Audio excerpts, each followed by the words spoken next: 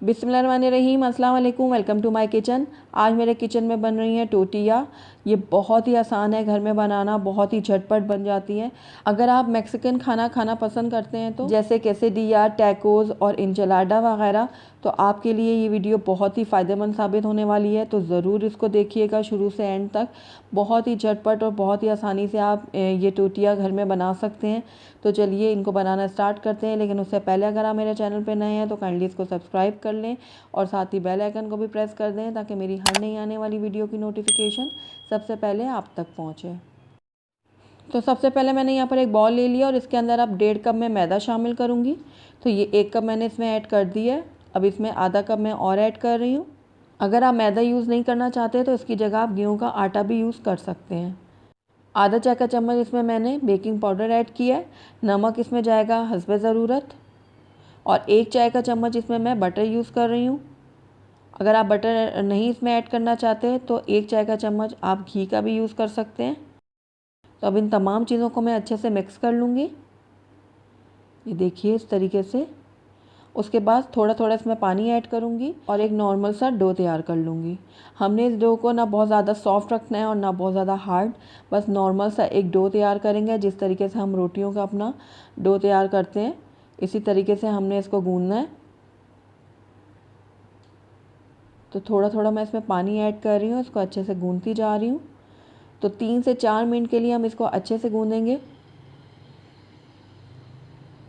तो ये देखिए 3 से 4 मिनट हो गए हैं इसको मुझे गूँधते हुए।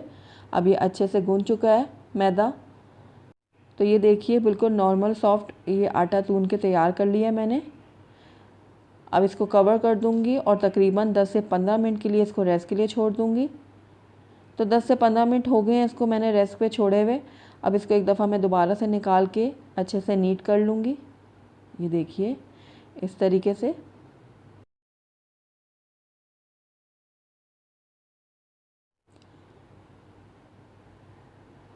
अब इसको इक्वली मैं डिवाइड कर लूँगी।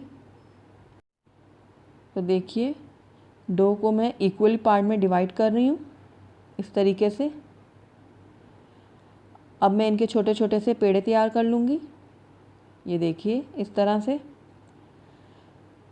तो सारी डो के मैंने पेड़े तैयार कर लिए हैं। अब इनको मैं थोड़ा सा एक साइड में रखूँगी। उसके बाद काउंटर पे मैं थोड़ा सा मैदा छिड़कूँगी और इसकी एक पतली सी रोटी बेल लूँगी। ये देखिए जिस तरीके से नॉर्मली हम रोटियां तैयार करते हैं उसी तरीके से इसको मैं बेल लूँगी।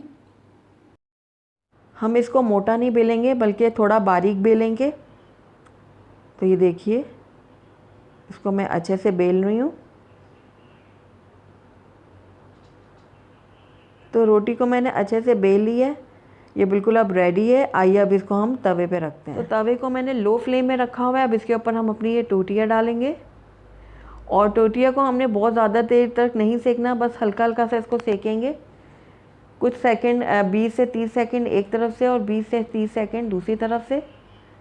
तो ये देखिए मैंने इसको पलट दिया और टोटिया के ऊपर ब्राउन कलर के ज़्यादा गहरे स्पॉट नहीं आने चाहिए, बस इसको हल्का हल्का सा हमने सेकना है। देखिए इस तरीके से उलटते पलटते मैं इसको सेक रही हूँ। तो हमारी टोटिया जो है वो बन के तैयार है। इसको अब मैं एक प्लेट में निकाल लूँगी इस तरीके से। और इसी तरीके से मैं एक और भी आपको बना के दिखाती हूँ। तो ये तवे के ऊपर मैंने टोटिया डाल दी है।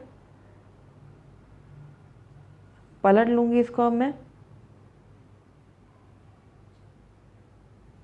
अब उलटते पलटते मैं इनको कुछ सेकंड के लिए सेक लूँगी। तो देखिए दूसरी टोटिया भी हमारी रेडी है। इसको भी अब एक प्लेट में निकाल लूँगी मैं। इसी तरीके से मैं बाकी की सारी टोटियाँ तैयार कर लूँगी। तो अल्हम्दुलिल्लाह हमारी सारी टोटियाँ बन के तैयार हैं। ये देखिए कितनी ये सॉफ्ट बनी है, कितनी नरम बनी है। बहुत ही आसान है इनको बनाना।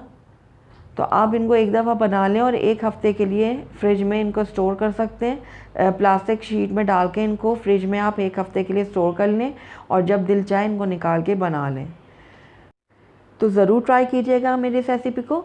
अगर आपको मेरी रेसिपी पसंद आई है तो उसको लाइक करें, अपने दोस्तों के साथ शेयर करें, और अगर पहली दफ़ा मेरे चैनल पे आए तो काइंडली इसको सब्सक्राइब भी कर लें और साथ ही बेल आइकन को भी प्रेस कर दें ताकि मेरी हर नई आने वाली वीडियो की नोटिफिकेशन सबसे पहले आप तक पहुँचे।